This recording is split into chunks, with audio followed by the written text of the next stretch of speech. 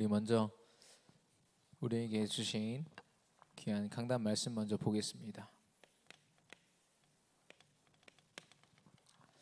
믿음으로 사는 자라고 했습니다.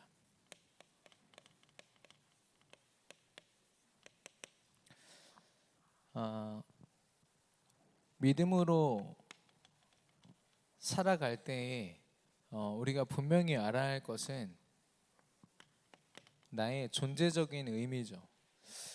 쉽게 말해서 나는 의존적인 존재입니다. 하나님이 완전한 자로 인간을 에덴 동산에 창조하실 때 단 하나의 조건이 있었어요. 하나님의 말씀을 기억하고 하나님을 의존하는 자로.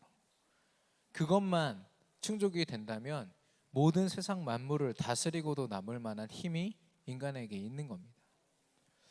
근데 그 축복을 사단에게 속음으로 다 놓친 거죠. 그래서 하나님을 의존하지 않는다라는 것, 하나님을 내가 의지하지 않고 있다라는 것은 어떤 거가 같냐? 우리 강단의 말씀을 빌리면 먼지와 같다. 먼지는 한낱 정말 아무것도 아닌, 어떻게 보면 가치 없는 거죠. 우리 눈에 나 자신, 우리 생각 속에 나 자신이 이런 존재로, 내가 하나님 의지하지 않으면 정말 먼지와 같은 거구나, 내 삶이 아무 의미가 없구나, 여기에 결론 내리는 거죠. 하나님 없이는 난 아무것도 할 수 없어요 라는 고백이, 이런 존재적 의미를 내가 분명히 알 때 고백할 수 있는 겁니다. 그런 우리를 향해서 예수님이 직접 말씀하시죠.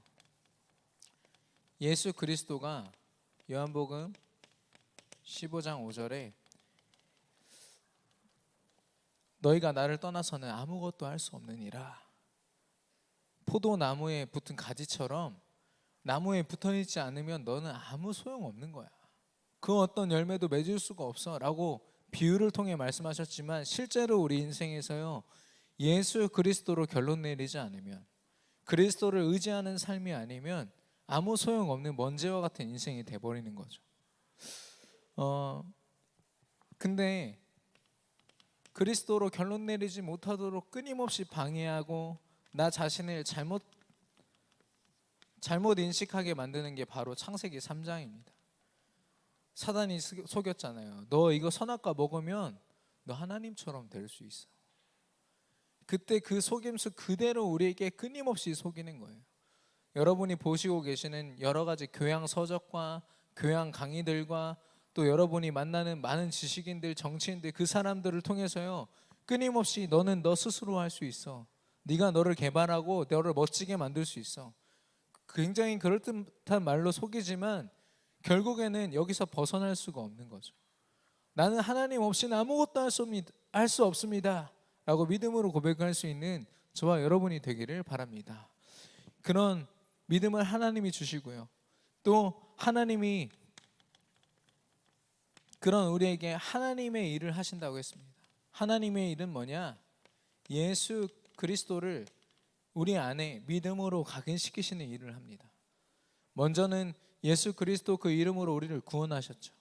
이제는 그리스도로 우리가 살아가도록, 우리의 힘으로 살았습니다가 아니라 하나님이 하셨습니다, 이 고백이 나오도록 우리를 100% 인도하고 계신 것입니다. 이 그리스도를 하나님이 만약에 어떤 대가를 치러서 주신다면 어떤 걸 해야 될까요? 우리가 그걸 온전히 감당할 수 있을까요? 하나님을 만족시킬 만큼 우리가 어떤 일을 감당할 수 있을까요? 절대 불가능한 존재이기 때문에 하나님은 이 그리스도, 이 언약을 우리에게 하나님의 일방적인 은혜로 주셨어요. 그리고 그 에베소서 2장 8절 9절에 보면은 하나님이 주신 선물이라고 하고 있습니다. 선물은 주는 사람이 받는 사람을 너무 사랑해서 주는 거죠. 하나님이 우리를 너무 사랑해서 일방적인 은혜로 주신 겁니다. 값없이 주셨다고 했는데 가치가 없다는 말이 아니라 너무나도 값진 것이지만 그냥 주셨다는 거죠. 그게 바로 예수 그리스도 그 이름입니다. 그래서 하나님의 일이 그리스도를 각인시키는 거라면 하나님은 우리를 보실 때 뭘 보시겠습니까? 열심히 교회에 나오는 걸 보시겠습니까? 교회의 자리에서 그리스도에 대한 믿음을 고백하는 저와 여러분의 모습을 보시겠습니까? 성경에도 말하고 있거든요. 하나님은 우리의 믿음을 보시고 그리고 믿음 가진 우리의 중심을 본다고 하셨습니다.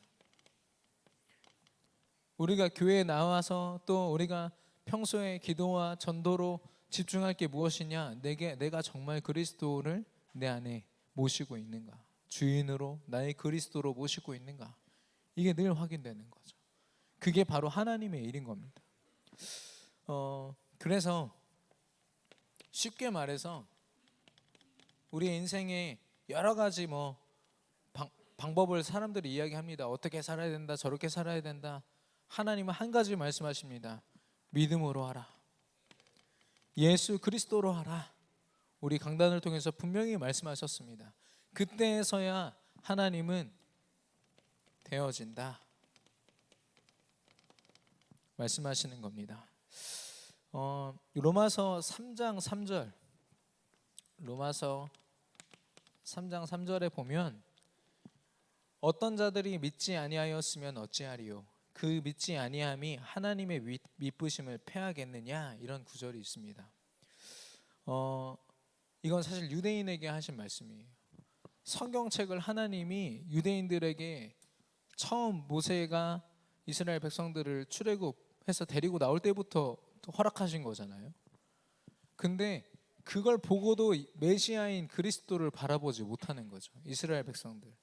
지금도 유대인들은 예수님을 인정하지 않아요. 구약에 오실 메시아, 아직 예수님 그 구원자가 안 오셨다는 거예요. 왜냐? 그 말구유에서 태어난 그런 비참한 아주 초라한 그런 모습으로 오신 분은 우리의 왕이 될 수 없다라고 그렇게 얘기를 하는 거죠.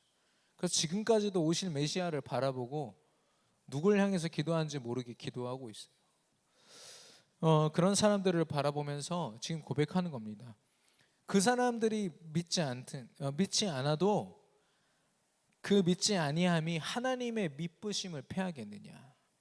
무슨 말이냐면 그 미쁘심은 신실하심을 얘기합니다. 하나님은요 지금도 저와 여러분에게 이 일을 하십니다. 그리스도를 각인시키세요. 그리스도를 보여주시고 믿을 수 있도록 우리 인생을 그렇게 이끌어 가시거든요. 근데 그 가운데 우리가 좀 믿음이 없다 한들 하나님의 그 일은요 한 번도 쉬신 적이 없어요. 단지 우리가 하나님의 그 일 앞에 하나님이 지금 내게 그리스도를 각인시키시는구나. 하나님이 오늘도 내게 그리스도로 충만하게 역사하시는구나. 그걸 예배와 기도를 통해서 늘 체험하고 사는 겁니다. 그게 우리가 할 전부인 거죠. 믿음으로 사는 저와 여러분이 되기를 바랍니다. 세상이 말하는 다른 능력과 다른 세상의 방도가 아니라요 하나님이 주신 방법 오직 예수 그리스도로 사는 저와 여러분 되기를 바랍니다. 그 선악과 하나 때문에 주어진 모든 축복을 떠올리지 못하게 하는 것. 하나님은 선악과 하나를 먹지 말라고 했지만 그 모든 동산인 걸 다 먹으라고 하셨잖아요. 사실 그 다른 축복들만 바라봐도 선악과에 속을 이유가 없죠. 근데 한번 딱 속으니까 그것만 보이는 겁니다. 하나님이 주신 어마어마한 축복들을 바라보지 못한 채 그것만 바라보고 있는 거죠. 또 다른 하와의 모습으로 우리 신앙생활에 사단에게 속는 그런 일이 없기를 바랍니다. 하나님이 그런 믿음을 우리 지키시고 우리의 믿음을 지키시고 인도하실 줄 믿습니다. 오늘 제목은요 믿음의 능력입니다.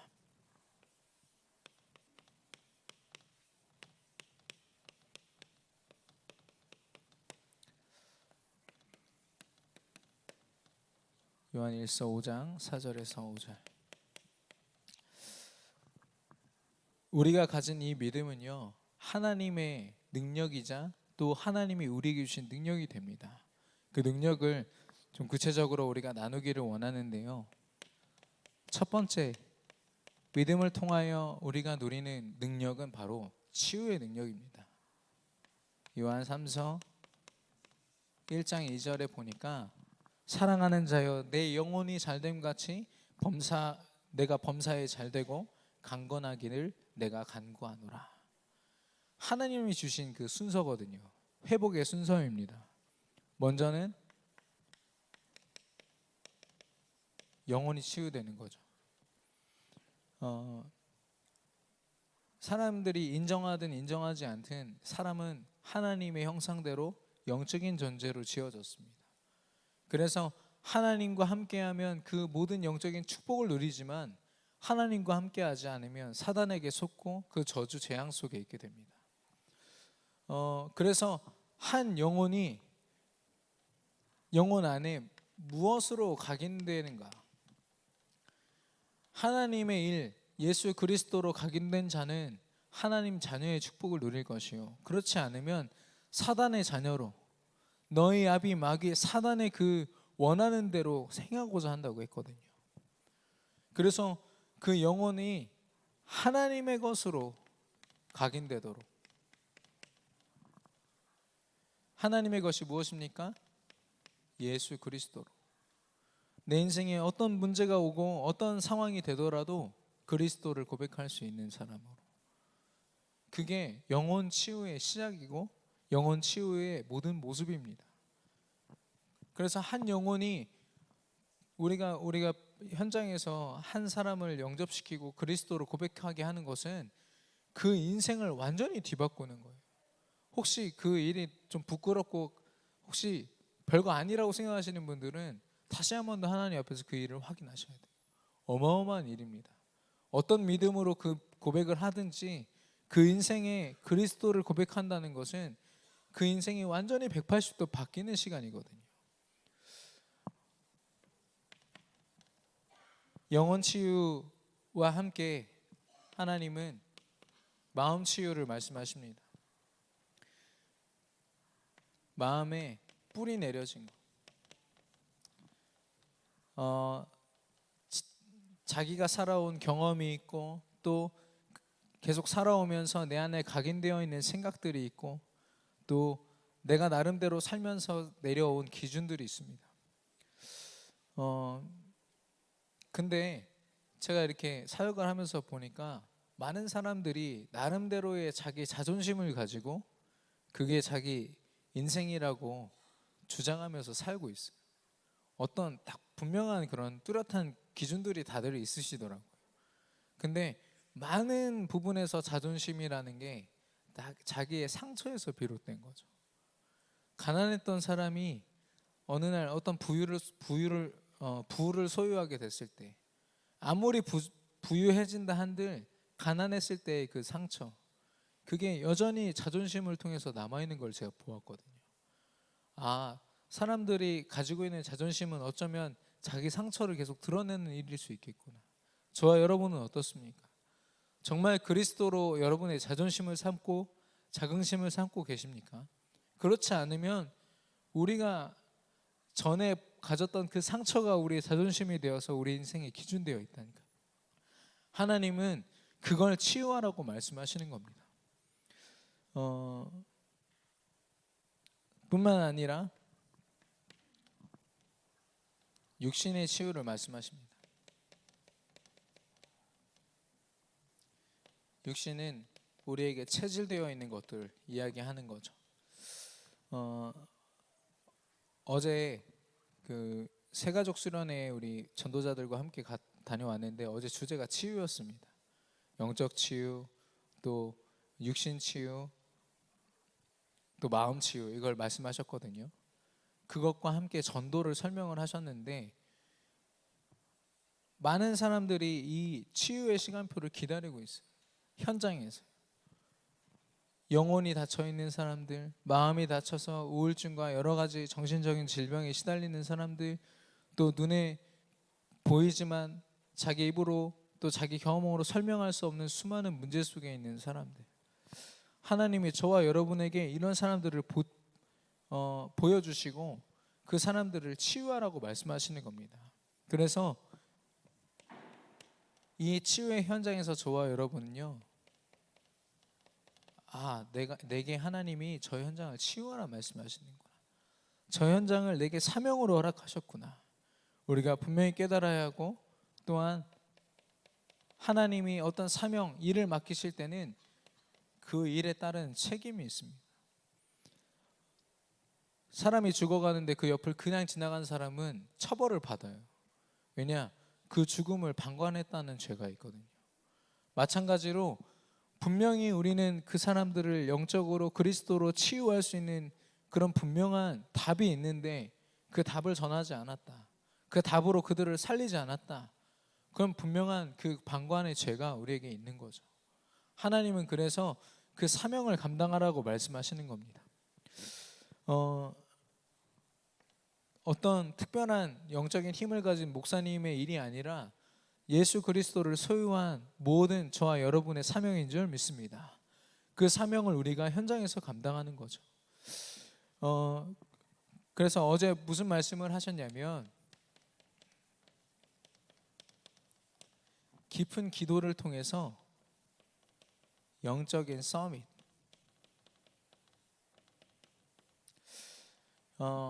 먼저는 내가 깊은 기도로 예수 그리스도를 고백하는 그 깊은 기도 속에서 하나님과 가장 높은 곳에, 영적인 것입니다. 이 서밋은 꼭대기에 있다, 가장 높은 곳을 이야기하거든요. 영적으로 가장 높은 곳은 하나님과 함께하는 것을 이야기합니다. 그래서 내가 이 깊은 기도 속에 영적 서밋의 축복을 누리고, 그리고 내가 만나는 모든 사람과 그 현장을 영적 서밋화 시키는 거, 모든 사람이 하나님 앞에 영적 서밋으로 서도록 돕는 게 우리의 사명이라고 말씀하십니다. 그리고 깊은 치유죠. 많은 사람들이 심리적인 여러 가지 방법을 가지고 사람들을 치유한다고 하지만 사실 그 순서가 틀린 거예요. 이 말씀에 근거할 때 한 사람의 영혼이 바뀌는 것, 혹시 육신의 질병이 치유되지 않더라도 그 영혼이 하나님 앞에 구원받은 자가 되면 그 인생은 완전히 달라집니다.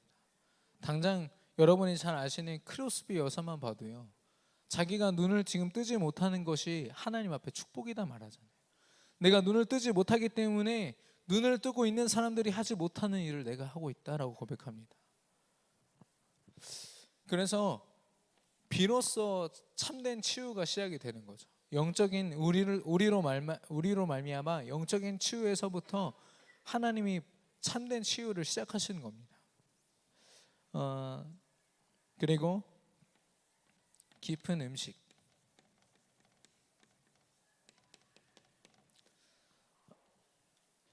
음식도 요즘에 이제 청소년들을 보면은 막 매운 음식들을 먹잖아요.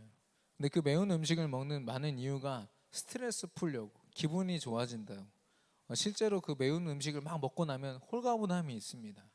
근데 그걸 청소년들이 마치 행복이라고 누리는 거죠. 근데 자기 장기는 다 이제 버려지거든요. 그 매운 음식을 감당하지 못해서 건강이 악화됩니다. 그게 어마어마한 사단의 전략인데 우리가 그 음식까지도, 그래서 우리 렘넌트들과 또 많은 병 속에 있는 사람들, 질병 속에 있는 사람들이 육신도 회복되어서 우리와 같이 이 하나님의 사명을 감당할 수 있도록 돕는 일, 그게 우리의 사명이라는 거죠.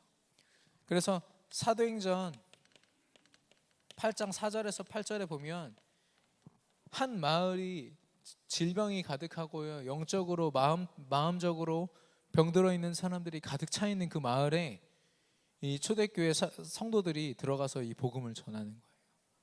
복음을 막 전하는데 그 마을에 기쁨이 임했다고 했어요. 병이 치유되고요, 마음이 상한 자들이 하나님 앞에 기쁨으로 감사로 고백하고요, 영적으로 사단에게 다 빼앗겨 있던 그런 사람들, 귀신 들려 있던 사람들이 하나님께로 돌아오고, 전 인격적인 치유를 하나님은 분명히 우리를 통해서 감당케 하실 줄로 믿습니다. 이제 필요한 거는 우리가 그 사명을 진짜 나의 사명으로 보느냐. 이 사명을 아는 사람은 같은 동료와 일을 하더라도 그 사람을 그냥 보지 않아요. 이 사람은 어떤 영적인 상태를 가지고 있을까? 옆에서 어떤 사람이 진짜 죽고 싶다 이 말 한마디를 했을 때 이 말을 귀담아 듣고 그 사람을 위해서 기도할 수 있는 사람이 바로 이 사명을 감당하는 사람 아닙니까? 저와 여러분이 혹시 이 사명을 그동안 감당하지 못했다면 빨리 회개하시고 하나님이 주신 그 책임을 우리에게 물으시기 전에 먼저 우리가 그 현장에 가서 이 사명을 감당하는 겁니다. 제가 뭐 여러 번 말씀을 드렸었지만 제가 제 친구가 카톡방에다 죽고 싶다는 말을 올려서 그 친구 현장에 가서 복음을 전했더니 예수 그리스도를 믿더라고요. 그래서 너무 감사하다 이런 생각에 그 이후로 못 갔어요. 의사 그 레지던트로 있던 친구거든요. 충북대에서. 근데 한 2달 지났나요? 뭐 여전히 카톡방에는 너무 힘들다 이런 고백을 했어요. 죽고 싶다는 말은 안 했는데 힘들다 하더니 어느 날 이 그 장례식 안내가 이게 오는 거예요. 카톡방에. 그 친구가 자살해 죽었대. 하나님 자녀가 된 거는 확실해요. 천국에 분명히 갔어요. 근데 그 영혼이요 저에게 그 책임이 있었던 거죠. 그 현장에 계속 찾아가서 그 영혼이 하나님 앞에 완전히 회복될 수 있도록 돕는 게 제 사명인데 그 감당 못하니까요. 그때 저에게 느껴진 책임이 얼마나 컸는지 아십니까? 그 장례식장에서 저만큼 크게 운 사람이 없었어요. 구원받은 건 좋은데 그 구원받은 자의 축복을 한 번도 못 누려보고 고통 속에 있다가 간 거 아닙니까? 하나님이 저와 여러분에게 주신 그 사명 분명히 감당하는 그런 응답과 축복이 저와 여러분에게 있기를 바랍니다. 그래서 이 치유를 가지고 고민하는 것 자체가요 전도의 큰 문이 됩니다. 이 건강을 가지고 지금 우리 뭐 기독교뿐만이 아니라요 다른 단체에서는 굉장한 전문성을 가지고 나왔어요. 어제 메시지에서도 나왔지만 안식교 같은 경우는 굉장한 웰빙 푸드, 전혀 뭐 다른 거 말고 자연의 것으로 키운 것으로 만든 음식, 굉장히 비싸지만 사람들 건강을 생각하는 사람들이 그거 먹는다니까요. 그리고 불교 같은 경우는 우리가 제일 많이 먹는 된장과 고추장을 자기들이 공략하겠다 이렇게 선포했다고 합니다. 저와 여러분이 뭘 고민해야겠습니까? 현장에서 내가 어떻게 그들을 도울 수 있을 것인가를 늘 고민하지 않으면 우리 현장은 다 사단에게 빼앗겨 버립니다. 이 믿음의 능력은 치유뿐만 아니라 증거가 됩니다. 히브리서 11장 1절에 믿음은 바라는 것들의 실상이요 보이지 않는 것들의 증거니 라고 했습니다. 보이지 않는 것, 또 하나님과 우리가 바라는 것, 그 실체가 되는 게 무엇입니까? 바로 성삼위의 하나님이십니다.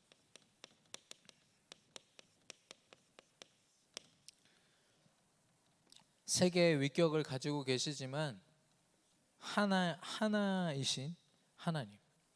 그래서 하나님이 이 믿음을 통해서 어떤 증거를 주시냐? 하나님이 바로 하나님이시다라는 증거를 우리에게 주십니다. 지금 현장에는요, 이 하나님 이꼬르 여기에 다른 게 너무 많이 들어가 있어요. 뭐 신천지에 가면 이만희가 자기가 하나님이라고 그러고요. 여러 종교 우리나라에만 수백 명의 예수님이 있다고 얘기하지 않습니까? 그 가운데서요 하나님만이 하나님 참된 하나님이시다라고 고백할 수 있는 건 하나님께서 주신 축복인 줄 믿습니다. 하나님이 누구신지를 성경을 통해서 깨달은 사람만이, 하나님의 믿음을 가진 사람만이 이걸 증거할 수 있어요. 그래서 우리 렘넌트들도 그 현장에 가면 그렇게 고백을 해요. 저게 하나님이 아닌데, 막 불상 앞에 사람들이 막 절하는 걸 보면서 저게 하나님이 아닌데, 하나님이 누군지를 아는 사람만이 그 고백을 할 수 있지 않겠습니까? 그리고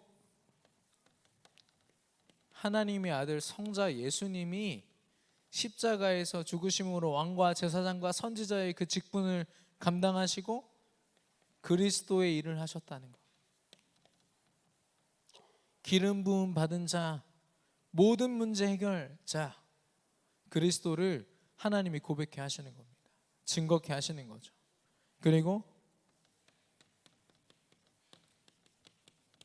성령 하나님께서 지금 역사하시고 지금부터 영원까지 나와 함께 하신다는 것. 이게 우리가 가진 최고의 증거인 줄 믿습니다. 하나님이 주신 믿음이 아니면 이걸 볼 수도 고백할 수도 없는 거죠. 그 쓰여진 성경을 통해서 주신 말씀이 우리 안에 믿음이 될 때 우리의 믿음을 통해서 하나님이 증거되는 것입니다. 예수 그리스도가 증거되는 거죠. 백날 이 말씀 어떤 그 성경 통독하는 그런 모임 혹시 가보셨나요? 그러면은 저 같은 목소리로 읽으면 반나절도 못 읽어요. 굉장히 낮고 굵은 굉장히 편한 목소리로 읽어야 되거든요. 그러면 하루 종일 읽는 사람들이 있어요. 이 앞에 서가지고 성경을 거의 다 외웠거든요. 그러니까 처음 창세기부터 해가지고 쭉 이렇게 무슨 주문회듯이 쭉 읽어요. 그 사람 지치면 그 다음 사람 나와서 또 읽고. 그럼 모임 한번 가보십시오. 저는 거기 가서 이게 성경 말씀이 아니라 그냥 주문 같더라고요. 야, 여기서 사람들이 어떤 은혜를 받을까? 저는 거기에 앉아있는 30분이 그렇게 괴로웠습니다. 그 입에서 선포되는 말씀은 분명히 그리스도를 설명하고 있는데 그리스도가 누려지지 않는 걸 제가 봤거든요. 말씀 자체가 아니라 말씀을 통하여 허락하신 그리스도 그 이름이 말씀을 통해서 깨달아져야 되는 거죠. 예수 그리스도가 그 이름인 줄 믿습니다.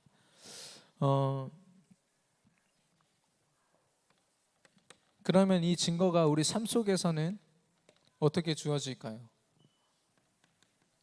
누구도 소유할 수 없는 행복이 이 믿음을 통하여 주어집니다. 그리고 많은 사람들이 상대적이라 얘기하죠. 삶은 상대적이야. 행복은 상대적인 거야. 아니요. 성경 하나님의 말씀은요. 절대적인 행복을 얘기하고 있습니다. 절대적인 삶의 의미와 살아가야 할 그 분명한 이유를요. 성경만 하나님의 말씀으로 우리에게 허락하고 계세요. 그래서 많은 사람들이 교양서적 뒤져가면서 교양 강의 들어가면서 자기 삶 속에서 많이 헤매고 있는 거 아닙니까? 어떻게 살아야 할지 모르니까. 근데 저와 여러분은 그게 아닌 거죠. 저와 여러분은 분명한 삶의 의미와 이유를 알고 참된 행복을 소유하고 있는 줄로 믿습니다. 그래서 먼저 내가 결론 내리는 거죠. 아, 이게 삶이구나. 또 흔들릴 이유도 낙심될 이유도 없고 창세기 3장으로 더 이상 내가 시달릴 이유가 없는구나. 이 믿음을 가지고 이 증거를 가지고 우리가 그 앞에 증인으로 서는 겁니다. 그럼 사람들이 아는 거죠. 벌써 많은 우리 전도하시는 분들을 보면은 주변 사람들이 야, 널 보면은 뭔가 행복해 보여. 너를 보면은 뭔가 네가 믿는 하나님 나도 믿고 싶어져. 그렇게 해서 전도하시는 분들 많이 계시거든요. 뭐 드러내려고 드러냈겠습니까? 기도하고 하나님께 서다 보니까 현장에서 그게 보이는 거예요. 요셉 한 사람을 노예로 일하고 있는 요셉을 바라보면서 보디발과 또 바로 왕이 고백합니다. 그 요셉이 믿고 있는 하나님의 전능하심을 고백하거든요. 너처럼 하나님의 영에 감동된 사람 나 본 적이 없어. 바로 왕의 고백 아닙니까?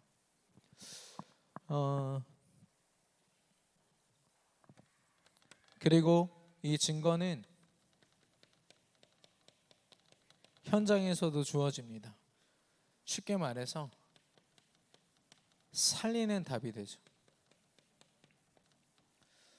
우리가 그리스도를 믿는 믿음, 이걸 가지고 가는 모든 현장은 하나님께서 살아나는 축복을 허락하실 줄로 믿습니다. 그리스도를 선포하는 모든 곳에 영혼이 살아나고 그 마음이 상한 자들이 또 하나님 앞에 살아나고 그 육신으로 병든 사람들이 살아나고 그 율법의 행위적으로는 하루 종일 성경책 보고 공부하고 성경대로 실천하는 바리새인이 훨씬 우월합니다. 하루 종일 성경만 보거든요. 근데 하나님이 실제로 현장에서 쓰신 사람들, 현장을 살리는 그 일을 위해서 쓰신 초대교회 사람들은요, 이 말씀을 가지고 현장에서 그리스도를 실제로 선포하고 그리스도를 통해서 하나님이 주신 응답을 맛본 사람들이었어요. 그러니까 바리새인처럼 하루 종일 성경책 붙잡고 있다고 응답이 주어지는 게 아니라 그 믿음을 가지고 현장에 나아가는 거죠. 하나님이 그러면 살리는 답을 허락하시는 겁니다. 거기서 우리가 어떤 걸 증거해야겠습니까? 아, 내가 예수님 믿었더니 돈이 이렇게 생겼어, 병이 나았어, 그게 지금 중요한 겁니까? 아니요. 그 사람의 반응이, 야, 나도 저렇게 믿고 싶다, 아, 나도 저 믿음을 소유하고 싶다, 저 행복한 믿음을 나도 갖고 싶다. 그게 저와 여러분의 사명인 겁니다.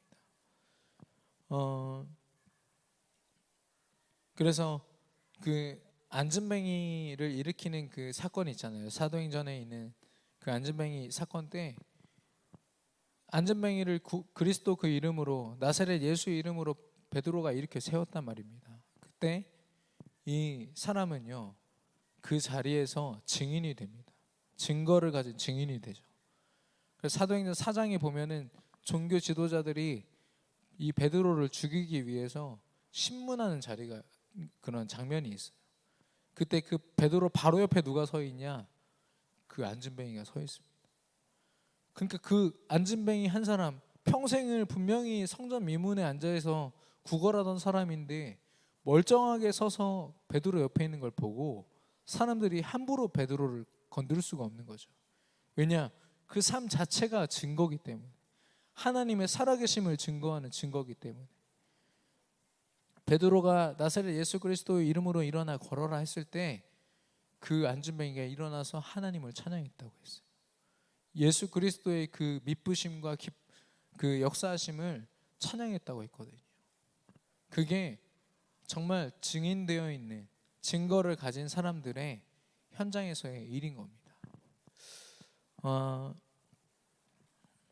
세 번째로 저와 여러분에게 주신 믿음의 능력은 바로 승리할 수 있는 권세입니다. 요한일서, 오늘 본문이죠, 5장 4절에 하나님께로부터 난 자마다 세상을 이기느니라, 세상을 이기는 승리는 이것이니 우리의 믿음이니라. 왜 승리할 수밖에 없냐?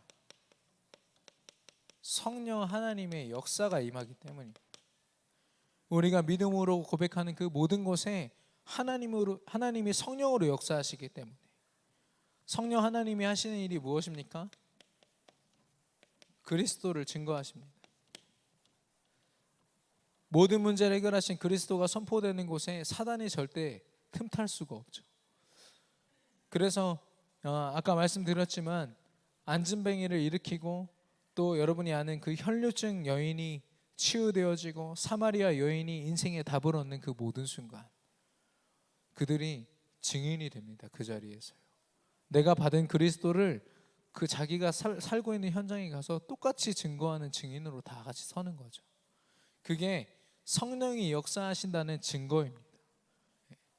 그래서 아무리 어떤 성령을 받는다고 그러죠. 불 받아라 말 했는데 그 사람의 입에서 그리스도가 온전히 고백되지 않으면 그건 어쩌면 귀신에게 속는 걸지도 몰라요.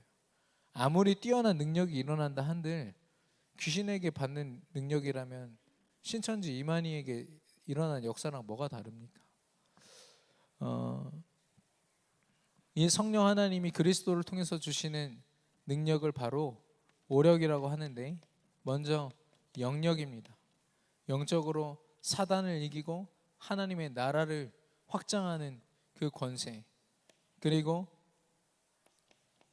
지력, 하나님이 주신 지혜를 소유하는 거죠. 이게 대표적인 사람이 솔로몬 아닙니까? 하나님의 나라를 다스리게 되었을 때 이스라엘의 제2대 왕인데요, 그때 하나님 앞에 기도합니다. 하나님의 백성들을 다스릴 수 있도록 내게 지혜를 주옵소서. 여러분 잘 아시는 거 있잖아요. 어떤 여인이 자기 아이를 빼앗길 뻔한 상황에서 솔로몬이 그럼 그 아이를 반 나눠서 가져가라. 그 솔로몬의 지혜로 말미암아 그 아이를 되찾지 않습니까? 마치 어떤 인간적인 지혜를 설명하는 이야기 같지만 그렇지 않아요. 솔로몬에게 주어진 지혜는요, 하나님이 주신 지혜입니다. 성령 하나님이 주신 지혜예요. 체력, 하나님이 주신 건강으로. 여러분, 건강으로 대표되는 사람이 누굽니까? 삼손이죠. 굉장히 힘 있는 사람. 근데 그 힘 또한 하나님 앞에 기도함으로 하나님이 허락하신 겁니다. 삼손은 나시린이었어요. 자기 인생을요, 자기가 믿는 하나님을 위해서 다 드린 사람이었어요. 그래서 하나님이 그 힘을 주신 겁니다. 하나님이 주신 체력. 그리고 경제력. 우리의 힘으로 아무리 소유한다는들 하나님이 뺏어가시면 우리가 막을 길이 없거든요. 아무리 많이 벌면 뭐합니까? 더 많이 사용하는 것을. 그 경제를 벌 뿐만 아니라 지킬 수 있는 힘 또한 하나님이 주시지 않으면 우리는 그 경제를 소유할 수 없습니다. 하나님이 그 힘을 주신다는 거죠. 마지막으로 인력입니다. 모든 만남 속에 살리는 축복. 그래서 그 사람과 내가 유익과 이해관계로 얽혀 있는 것이 아니라 저 사람이 나에게 구원을 설명해 주셨어. 저 사람은 내 평생에 내가 섬길 사람이야. 그게 바로 제자의 축복 아닙니까? 우리에게 성령이 임하시고 충만하게 역사하실 때 반대로 사단의 세력은 무력화됩니다. 이 사단의 세력이 얼만큼 무력화되는가를 보려면 믿음의 깊이를 보는 거죠. 어쨌든 이 믿음은 그리스도를 고백하는 믿음인 건 맞습니다. 그러나 사단이 그만큼 우리를 속이거든요. 사단이 우리의 마음을 틈탈 때 그걸 그리스도 이름으로 이겨낼 수 있다면 굉장히 믿음이 깊은 사람이겠죠. 에스겔서 47장에 보면 성전에서 흘러나오는 물이 있다고 했어요. 거기 물이 무릎까지 온다고 얘기하거든요. 무릎까지 오면 어떻습니까? 얼마든지 첨벙첨벙거리면서 거슬러서 우리가 마음껏 할 수 있겠죠. 우리가 그 정도 은혜에 잠겨 있다면 언제든지 우리는 사단에게 속을 수 있는 상태인 거죠. 또 허리에 잠기면 어떻습니까?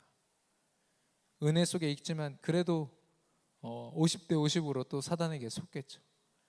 우리가 가진 이 믿음이 우리의 머리에까지 우리의 모든 삶 속에 꽉 차 있기를 바랍니다.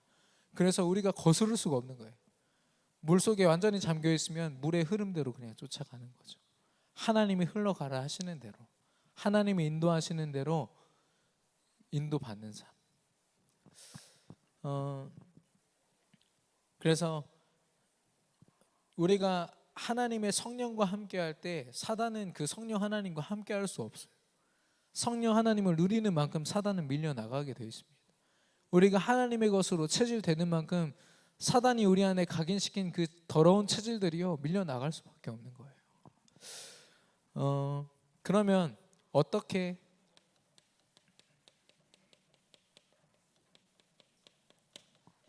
이 승리를 우리가 누릴 수 있습니까? 우리 강단에서 말씀하신 것처럼 믿음으로 사는 것입니다. 믿음으로 사는 것.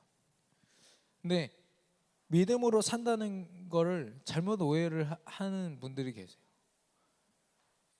생각을 해보면 다윗이 나는 골리앗을 이길 수 있어 라는 믿음을 가졌어요. 근데 골리앗 앞에 서서 골리앗과 상대하지 않고 그냥 아버지 심부름하고 집으로 돌아오면 어떻게 됩니까?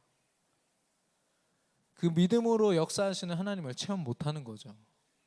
그 믿음을 가졌으면 하나님이 주신 그 사인 그대로 골리앗 앞에 서서 골리앗에게 외치는 게 그게 믿음을 가진 자의 삶인 겁니다.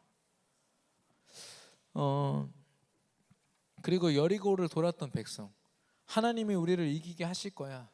믿음은 가졌지만 하나님이 시키시는 대로 그 믿음을 가지고 행하지 않았다면 아마 여리고 성이 함락되는 일은 없었을 겁니다.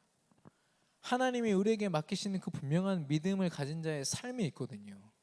그 삶을 우리가 감당하는 거예요. 하나님이 하실 거야 이런 막연함보다 우리가 감당하고 있는 학업과 직업과 그 모든 일 속에서, 모든 만남 속에서 하나님이신 그 믿음으로 우리가 살아가는 것, 실제로 도전하는 것. 사단이 이걸 방해하거든요. 내가 믿음 있는 것 같아 보이지만 실제 삶 속에서는 믿음을 체험해 본 적이 없어요. 그러니까 또 사단이 공격할 때마다 또 흔들리는 겁니다. 영접 운동도 마찬가지예요. 옆에서 영접하는 거 계속 보기만 한 사람들과 실제로 내 믿음을 가지고 선포해서 한 영혼이 바뀌는 걸 본 사람은 확연하게 다릅니다. 물론 둘 다 중요한 체험이지만 저는 후자를 추천해 드리고 싶어요. 혹시 부끄러운 마음과 이런 것들이 있다면 한 번쯤은 도전해 볼 필요가 있는 것 같아요. 예. 류광수 목사님은 자기는 절대 그거 못한다 분명히 말씀하셨지만 실제로 많은 사람들에게 복음 전하시고 생명 얻게 하셨잖아요. 그래서 저와 여러분에게 하나님은요, 치유할 수 있는 그 능력, 그리고 하나님의 증거를 가진 증인의 능력, 그리고 모든 세상과 사단을 상대로 승리할 수밖에 없는 능력을 우리에게 믿음으로 허락하신 줄로 믿습니다. 그럼 그 믿음이 무엇입니까? 예수님이 내 인생 그리스도십니다. 나의 모든 문제 해결하셨습니다. 이 고백 한마디에 하나님이 이 모든 축복들을 다 허락하신 거죠. 그래서 우리가 현장에서 할 얘기는 이거밖에 없어요. 당신 인생에 예수님이 그리스도 되셔야 됩니다. 우리 안에 많은 훈련 메시지가 있고 많은 여러 가지 훈련 교재가 있지만 결국엔 그 모든 교재가 뭘 설명하냐? 예수님만 그리스도다.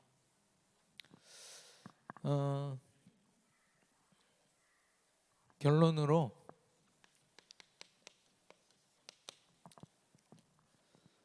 저와 여러분이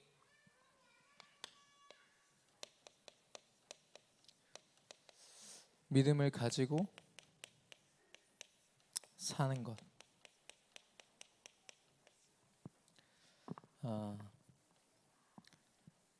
이 부분을 좀 깊이 고민해보고 하나님 앞에서 분명히 결단해야겠습니다.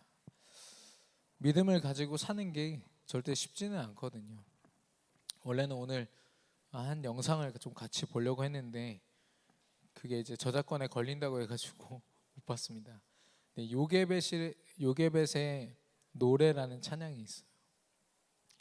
요게벳의 노래라는 그 찬양을 보면 요게벳이 누굽니까? 모세의 어머니잖아요. 그 바로 왕이 이스라엘 백성들 중에 태어난 남자아이들을 다 죽이라고 명령을 하잖아요. 그래서 당장 지금 이 모세를 더 자기가 데리고 있다가는 그 울음소리 때문에 죽을 수도 있게 된 거죠. 그래서 이 어머니가 결단하고 이제 그 갈대 상자에 그 아이를 넣어서 띄워 보냅니다.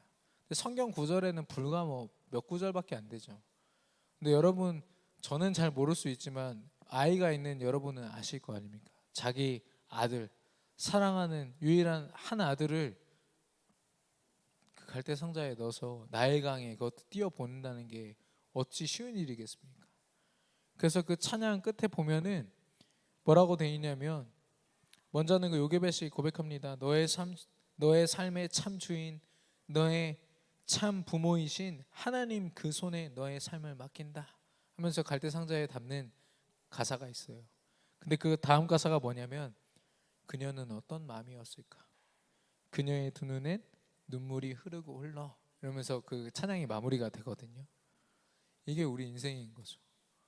아무리 우리가 믿음으로 할 거야 라고 얘기하지만 우리 현실이 어떨 때는 정말 가슴 아플 때가 있고, 우리가 결단할 때마다 정말 믿음으로 하지 않으면 눈물 흘릴 시간들이 얼마나 많이 있습니까?